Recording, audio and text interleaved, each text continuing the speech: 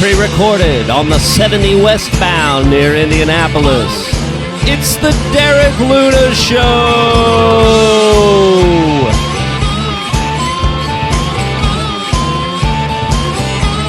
This week, we shake hands and get friendly with comedian Ronnie Fleming.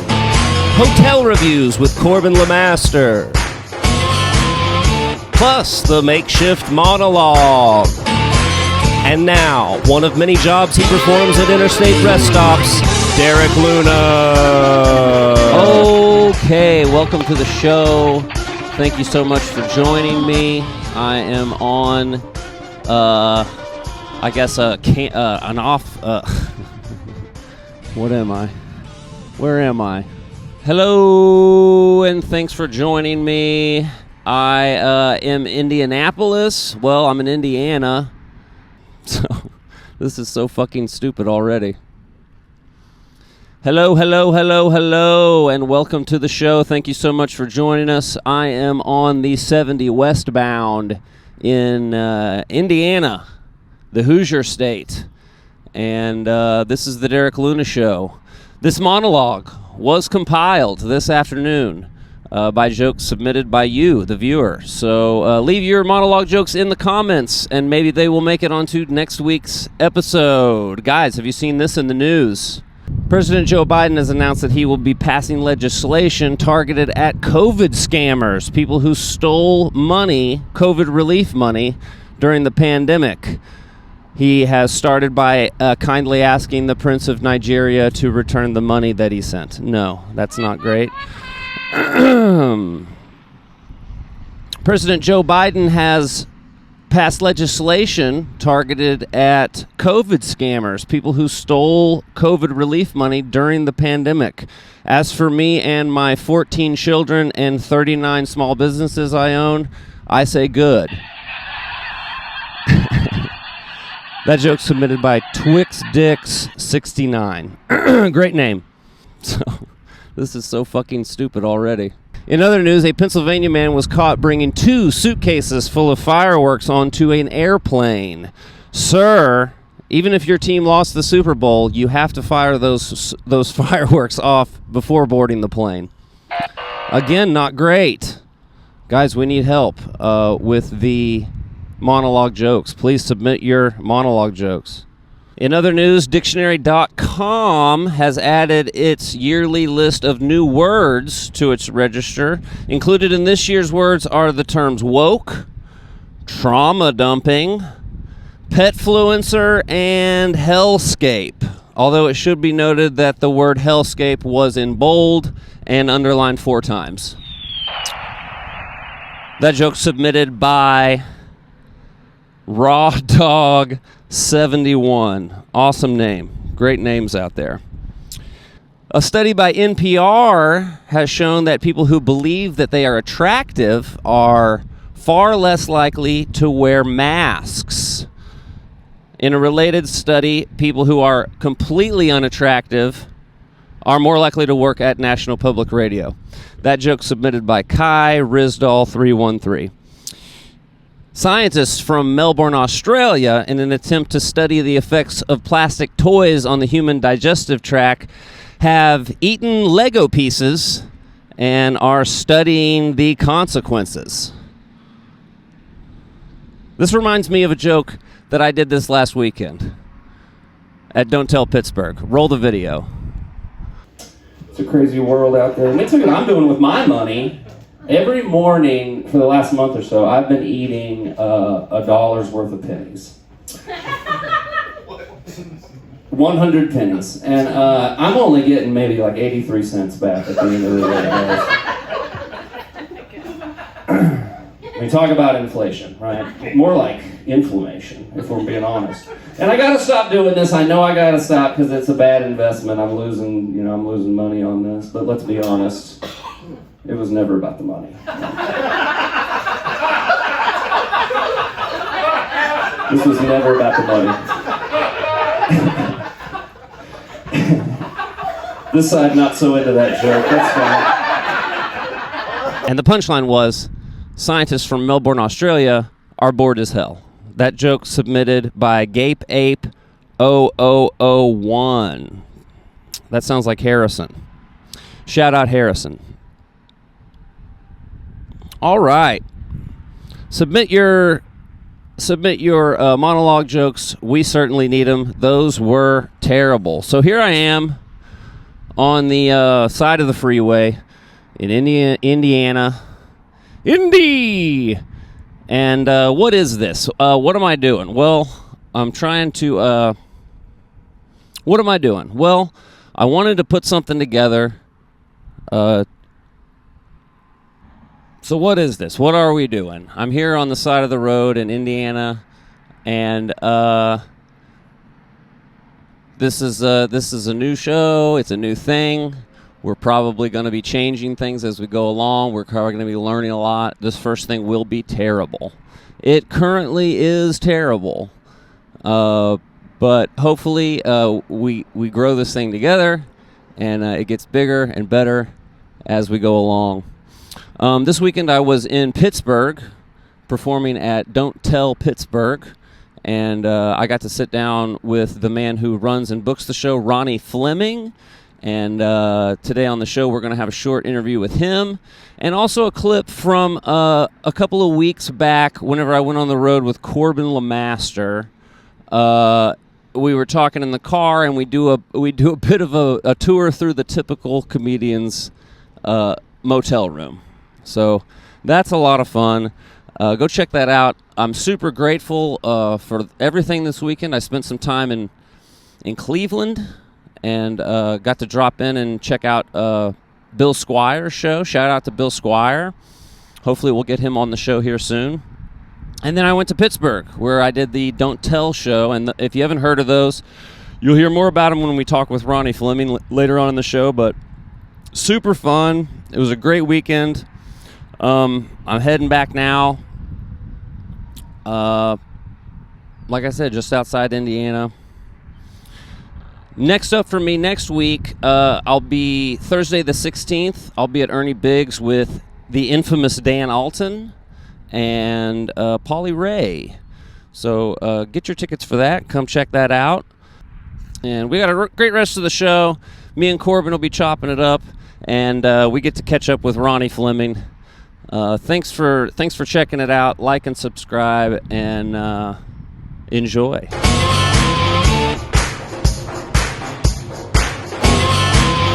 All right. Word.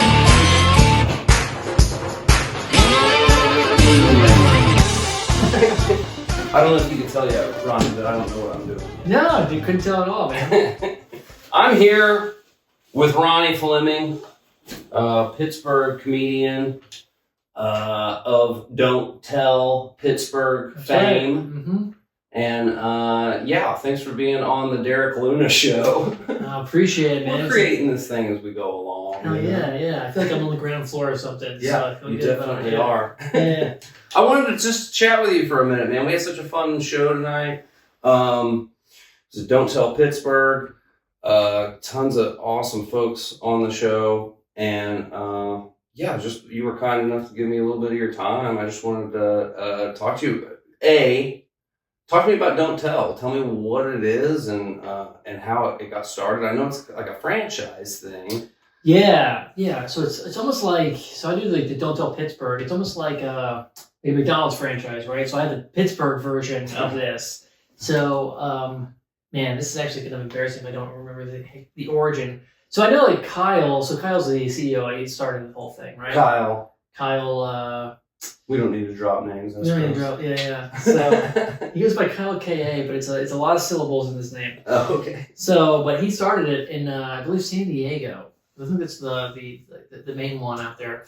And just kind of like, I don't know if it was like So Far Sounds was the inspiration for it. So Far Sounds, they did like music kind of like pop up, very similar. Yeah, pop up venues. Yeah. Or you just sort of like, Uber for comedy or something. But basically it's the whole thing is that it's secret shows. So people don't know where the show is going to be until the day of. And then they get an address, they get like an email, or they get like, it's sent to their email. And we get like incredible audiences. And they don't know the performers either. They don't know the performers either. This is all just given to them the day of. Exactly. Yeah. That's awesome. Yeah. I swear they did one of these in Los Angeles that I did a long time ago. And Yeah. now do you know how many there are? They're all over the place now. I think they're over 60, and they're international now. So there's one in Canada, there's one in London too. That's awesome. And Yeah. you don't find in a lot of, like, I'm from Springfield, Missouri. You've got enough people to basically do the comedy club. We're really lucky to have a good comedy Sure, club that's great. Yeah. in a town that small. But man, it's reminded me of back in Los Angeles, we'd have these pop-up shows. I did shows in like a laundromat, Of course. and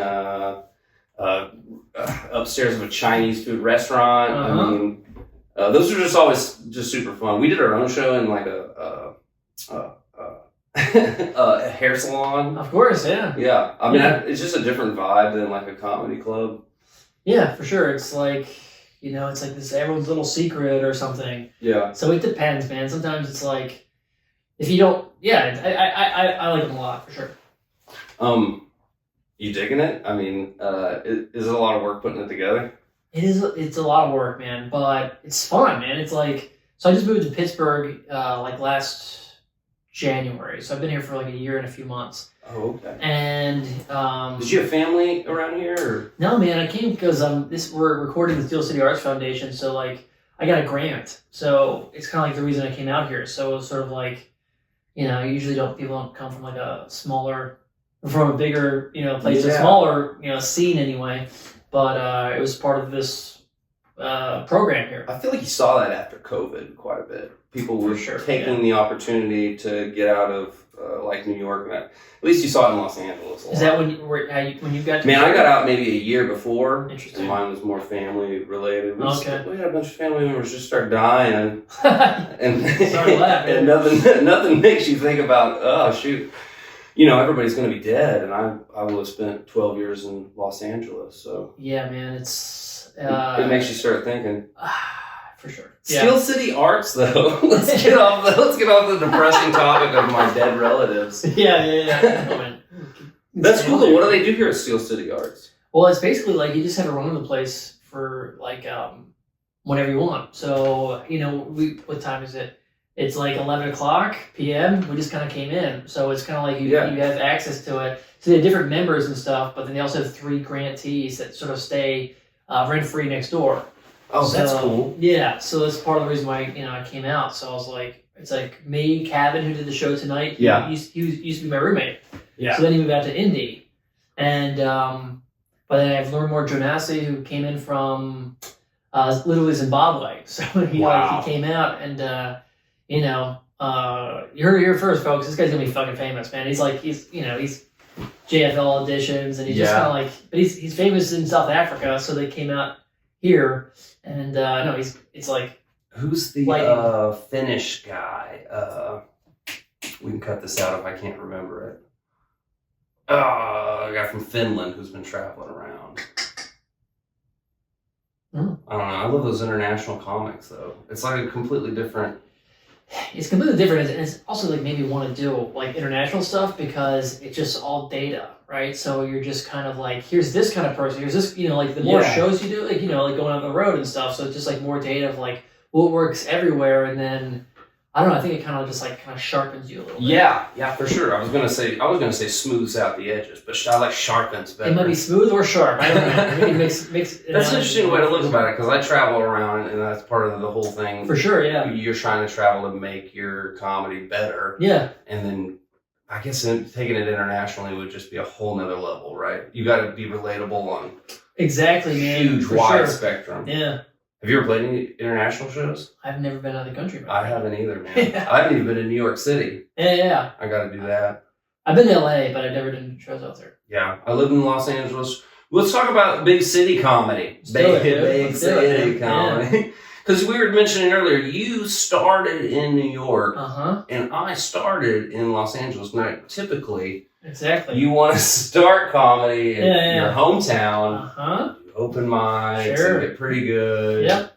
And so we both did this exactly the opposite of the way that your tradition. It's actually true, yeah. We also kind of went back, like this. And yeah, exactly. Yeah. I'm interested to see your perspective because I felt like it made it harder in sometimes, and then there were other times where it was like kind of an advantage being thrown into the deep end for sure, so fast. I feel like I was learning a lot early on. Well, yeah, it's like a baptism by fire, right? So you have to get good faster, maybe.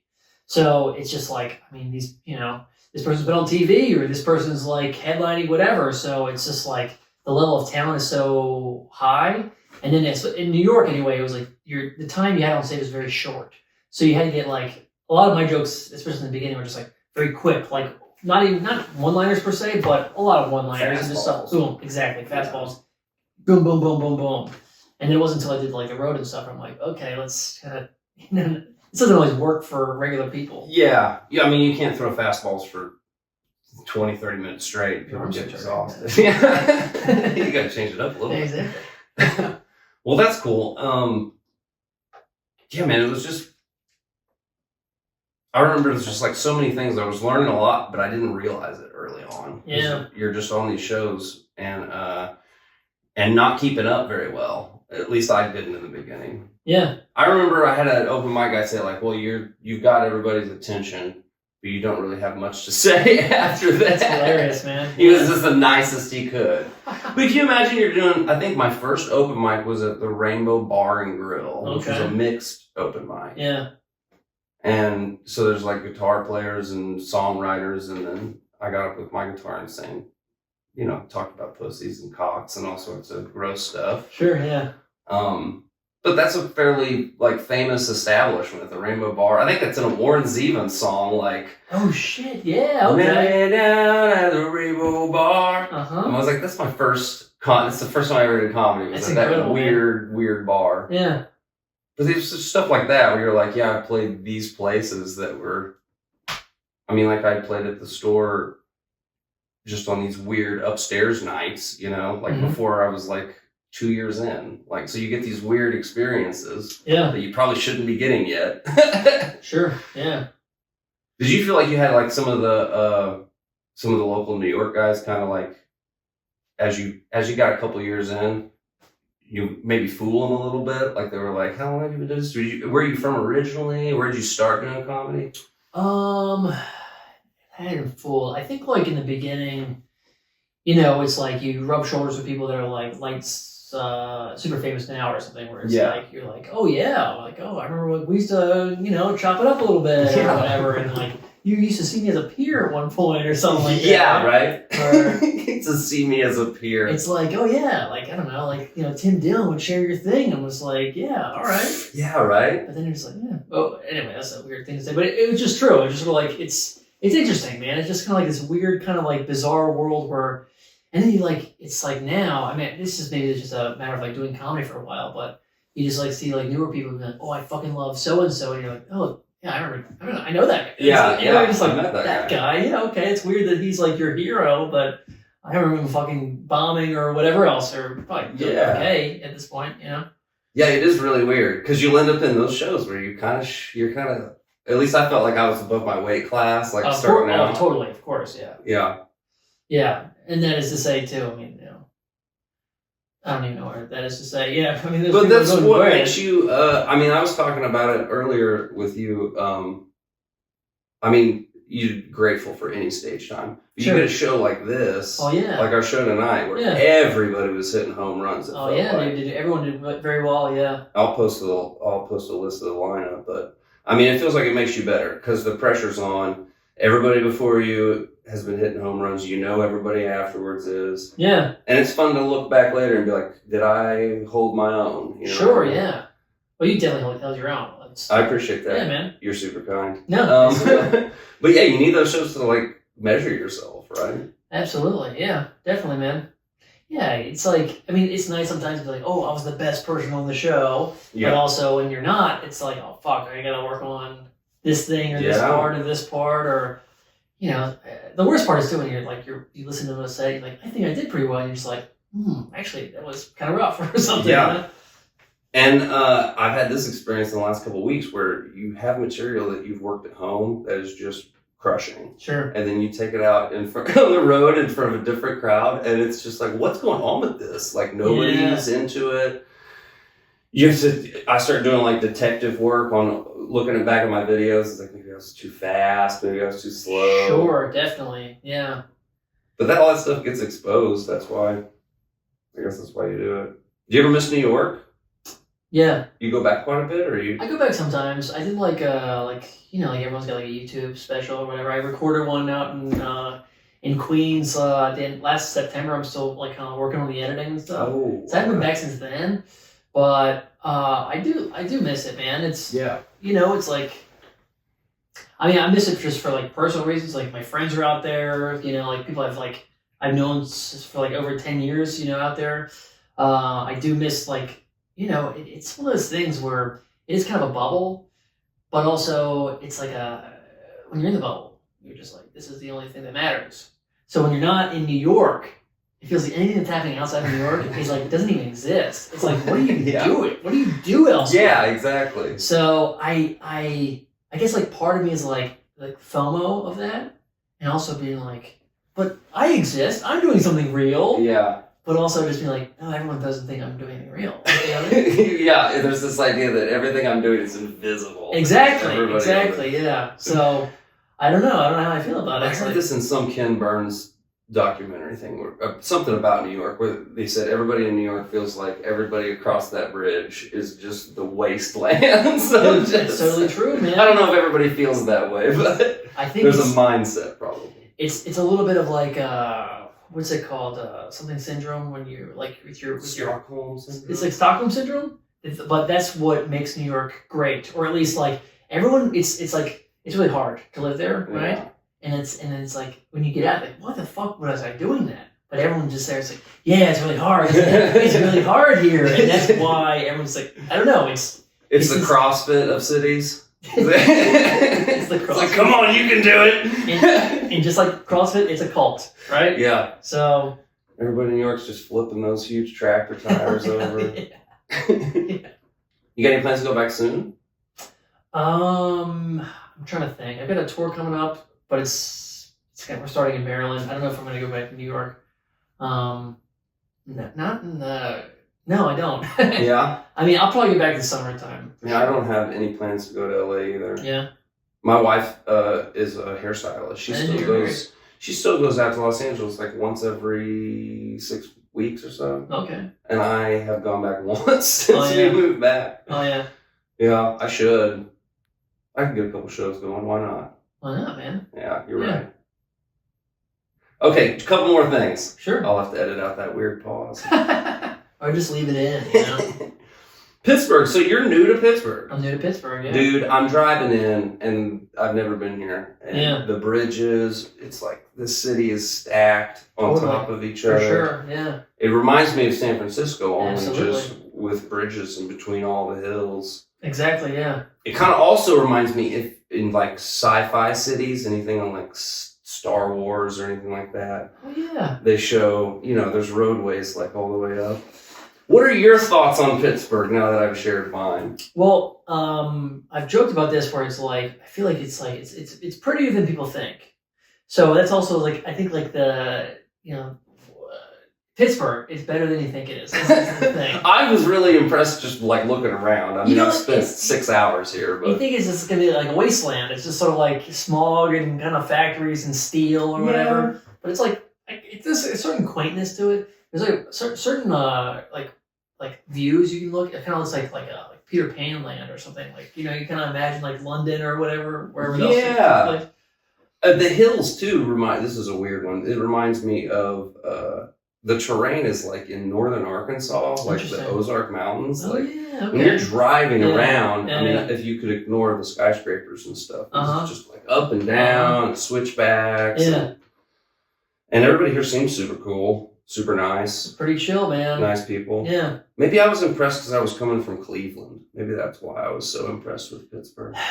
My girlfriend's from Cleveland, man. And I don't know what the deal is with Cleveland. I don't know what's going on there. It's just, I'm sure it's fine. Maybe I just haven't really discovered it or spent that much time there, but I've gone there and I'm just like, okay. it's like you hear about the river being on fire. Yeah. And the first thing I saw when I saw the city was that, I don't know what factory it is that's just got a huge flame bursting up the top of Yeah, it. dude, it's like fucking. It felt like Mad Max or something. I just Sure, drove in yeah. and it was nighttime when I first drove in. I was like, fuck. Yeah. And then Escape from LA vibes. Yeah, or like Sauron from fucking Lord of the Rings or something. Post-apocalyptic. Yeah, something's going on out there. I don't understand it, but yeah, Cleveland, they're all about Cleveland out there, but Pittsburgh is too. Pittsburgh's all about Pittsburgh, so. I had fun in Cleveland, but it's just different vibes. Yeah, I feel like they're working in factories over there or something. I don't know. Yeah. They are here too. I don't know. They're here too. It just seems just a little bit closer to God out here. I don't know. Yeah, this is Lord's country. Yeah, exactly. It's not Sunday yet. We won't preach at you. Let's wrap things up. Where can we find you online? Let's get your plugs out of the way. When's this special coming out? I'm excited about this. We'll see. Hopefully, it's coming out at the end of March. All that stuff will be at Ron_Flem. It's my Instagram handle, Twitter, TikTok. Go to RonnieFleming.com for all my show info, my dates and stuff.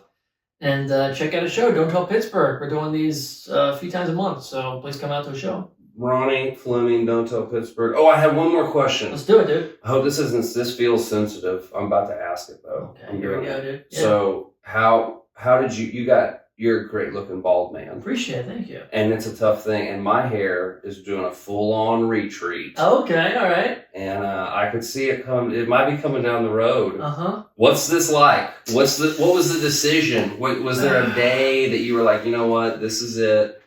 There was a day. There was some denial. You know, there's always going to be denial when it comes That's where to I'm losing at. your hair. I'm like, it's just I see it though. You know, a little more hairspray. I don't know how much hairspray you're using, you know, but you get the mute. You get the okay. Anyway, so I always tell. I don't know. I was just like, hold on while you still can. You know? Enjoy the good times. Yeah, enjoy it, man. You still got it, you know. I mean, it's you know, I went bald early. I went bald like 25, right? Oh yeah. So, and I'm like, you know, mid-30s now. So it was like, yeah, there was a moment I shaved my head because you know the wind would blow, and it was like my secrets are revealed. But what's it on Tommy Boy when David Spade? That happens to me all the time. Right? Yeah. It was raining tonight. I was really worried about it. Dude, that's the thing. The rain or the humidity. It's like there's no winning when your hair is thinning. For me, anyway. But I shaved it and then I grew it back, and I'm just like, you know what, screw it, man. But honestly, it was hard, but it was just, I needed to work out. I was like, started like lifting weights. I joined CrossFit. There you so go. That was the thing. I was just like, once I had that, I'm like, I got a foundation of whatever. I'm like, it's okay. Arms look good. Appreciate it. Yeah, bud. I did arms today, so but it was, you know, it was that, and then like and then growing the beard. So that was, you know, you got some facial hair, you get the mustache and stuff, but It's a Jason Statham path, isn't it? It's all there's only a few options for us bald guys. Let's work these shoulders. Exactly. Let's grow this facial hair. Exactly. Yeah. Well, you're pulling it off, bud, and I'm probably going to be Appreciate there it. with you. Yeah. Is there any brotherhood between, like Larry David's always talking about, bald brotherhood between two bald guys who are like, I got your back? No. Doesn't It exist. depends, man. Sometimes it's like, you know, because if you're hanging with several bald guys, and then it's just like it's like a funny thing to say. Oh, what the, you know, it's easy to like make fun of people, and I've been confused with several other bald people too. But it's like, you know what it is, man? I think it's two things. First off, guys will look at you and they will see something that they fear because they don't want to become you sometimes, right? Huh. So then for some people, I'm only a bald person. Everything that they will talk to me about is bald related, right? Yeah. So I'm just like, that's like them dealing with like an insecurity or a fear. Because I get it. 'Cause I used to like. This is interesting. It's a. You've totally broken this all down. I've had a lot of time to think about it. Okay. But then also there's a certain, you know, respect sometimes because it's like you survived, right? Yeah. Because it was like, you know, it's scary, man, and it's like you gotta it's like a new identity somehow. So I mean, I was like, I can talk about being bald forever, man. But in school, man, I was like, I had a shag, I had it in my eyes, man. I was like, this. Yeah. Like You had the Bieber before Bieber. the day before Beaver, dude, I was like, I had that my hair got me laid, right? And then when I lost it, I was just like, whoa, what am I gonna do? So man, it took a while to kind of figure it out, but once you got there, I'm just like, I'm happy to be here. dude, that's where I'm at. I'm at this line where I'm like, how would it be better to stop clinging to these scraps and just? I don't know, man. Like, I think it looks good when You you gotta work on the shoulders. I think that's. and you just, it's fine. I think that's the moral of the story. Well, Ronnie Fleming, thanks for doing this, bud. Of course, I man. appreciate It's fun, you. dude. Don't tell Pittsburgh. Ron _Flem. Flem. Check it out. We'll be looking for your new special in March. Yeah, appreciate it, man. Thanks, man. Yeah.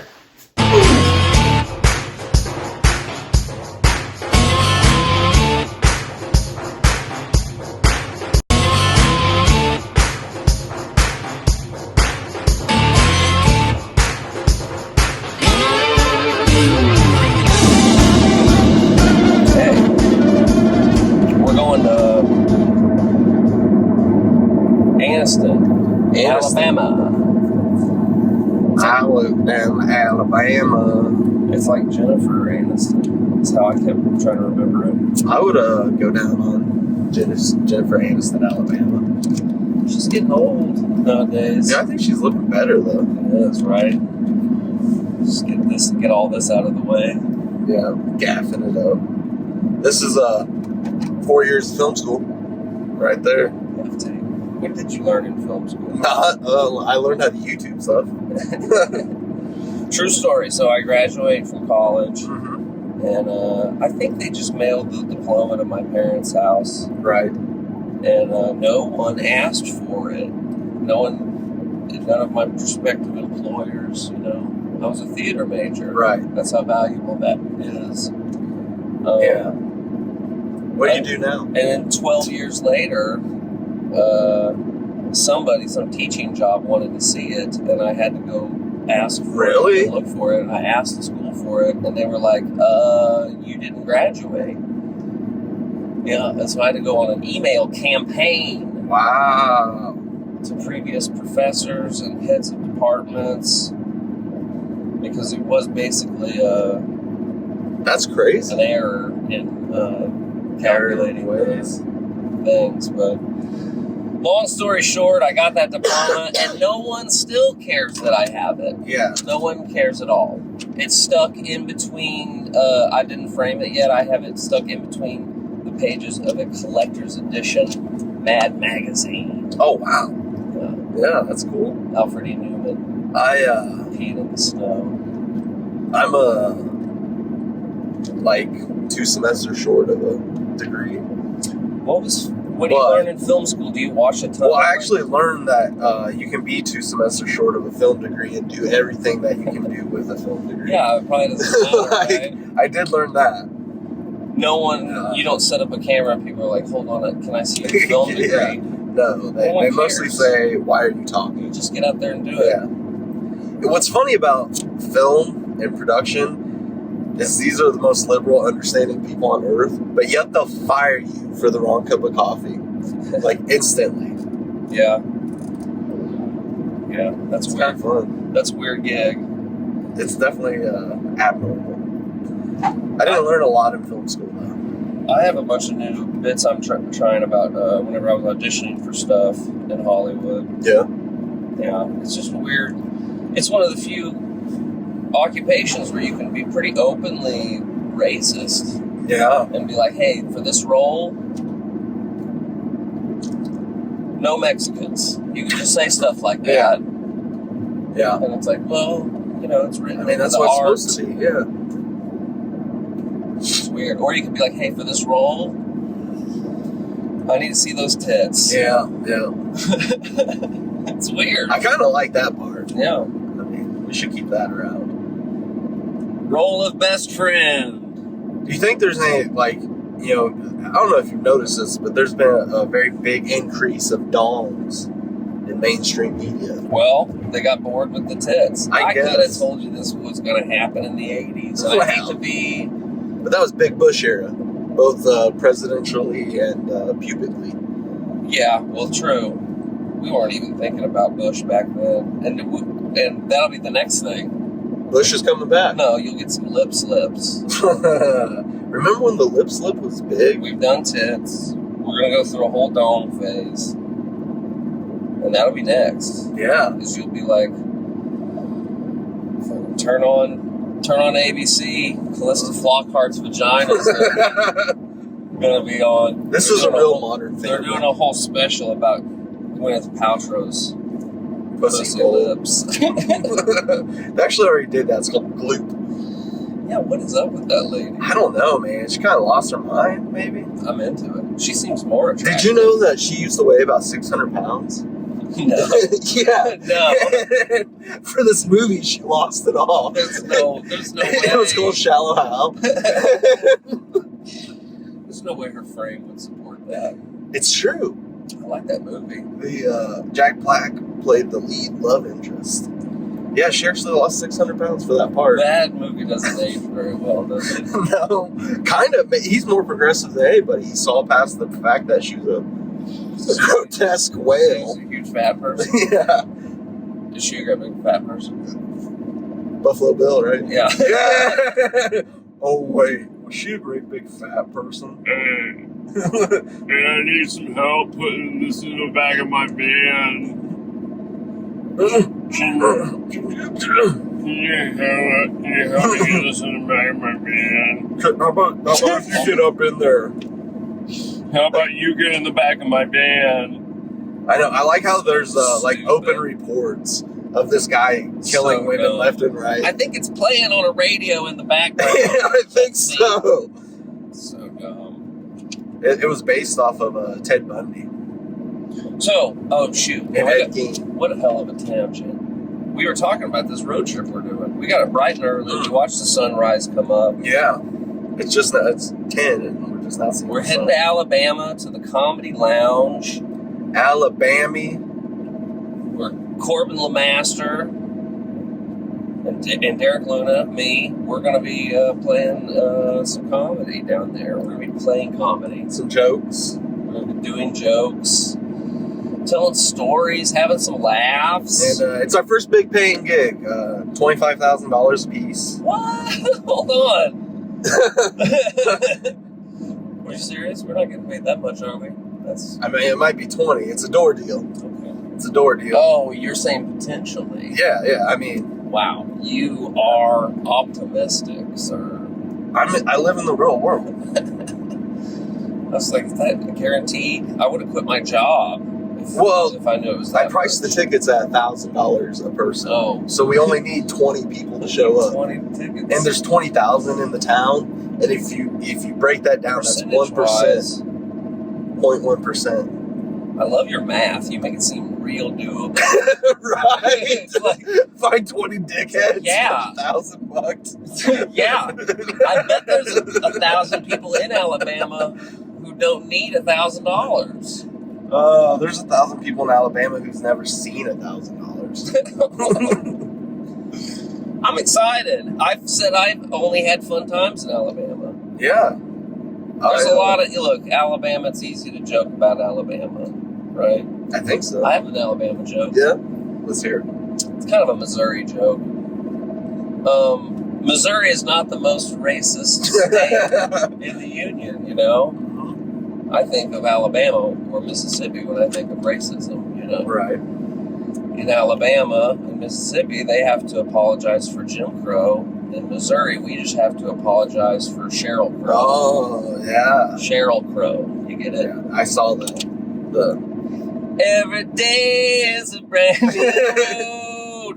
That's She's great. they actually though. sang that when Martin Luther King crossed the Yeah. I think that was actually Mississippi. But He was crossing the bridge, and in the Yeah. background it was, all I want to do is have some fun. I got a feeling I ain't the only one. All I want to do. well, you know how media does? They only took a picture here. If you zoom out, there's a lot of people just dancing. Just loving it. Yeah, that's great. Sheryl Crow. Yeah. And you know, I've had lots of people offended Yeah, that joke. whenever I told that joke, but they're people who like Sheryl Crow. They're not It's not people who are offended. Actually, I actually have a big theory on this. I don't think black people are offended by jokes. Period. No, I think most people aren't at all. Yeah, I think black people's lives have been so hard already. They're like, yes, this is a joke. I It's think fun. mainly it's white ladies I'm who are trying to across stick that. up for other people. Yeah. And Isn't it funny that I think the last type of person on earth I would want to stick up for me It's a white lady. is a white woman. Yeah. And like, what are you gonna do in a fight? Well, look, You can be body armor. let's just even put that on a back burner. Like, how many times do you see a white lady saying something that's right or Not correct? often. You know what I mean? Not They're often. often wrong. Yeah. I Let's believe be it's, real. I believe it's the postfrontal cortex. I mean, I'd love to agree with them, but then I'd be wrong. Yeah. I don't want to do that necessarily. Oh, we're creeping up on Jonesboro. Oh, it's a mass shooting in Jonesboro. A Bentley just passed us, dude. We're We catching shouldn't- up to that Bentley. We shouldn't joke about it, but it.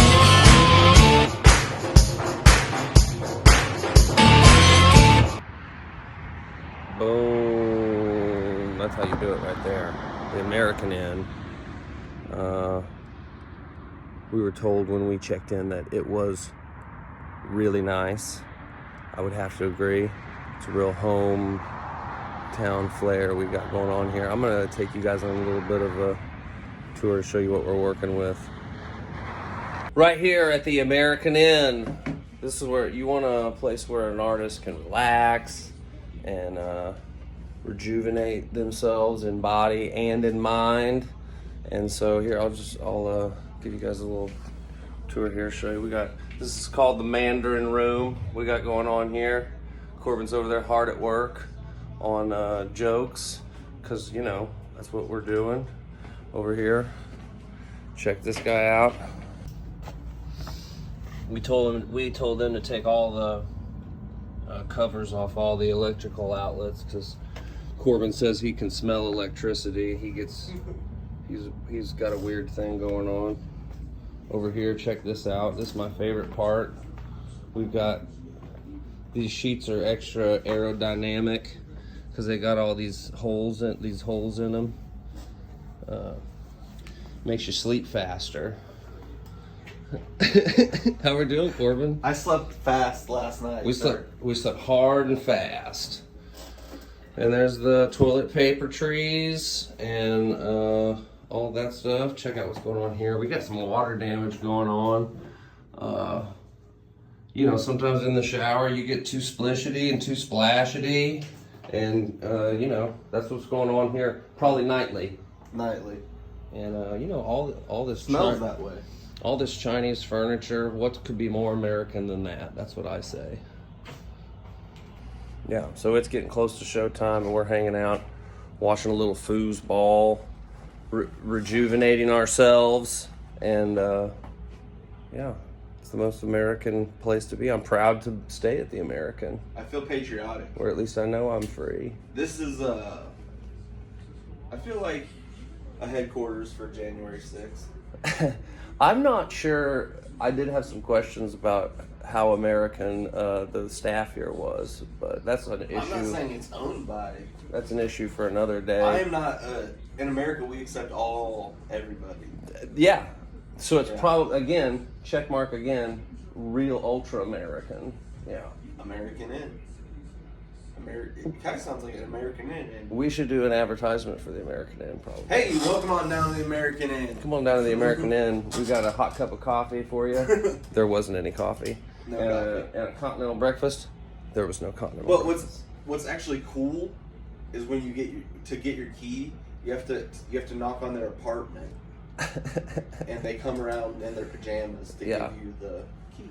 We did have an over-under on whether or not the people who owned and operated this establishment would live here, and they do. They do. They do. In America, that is, in America.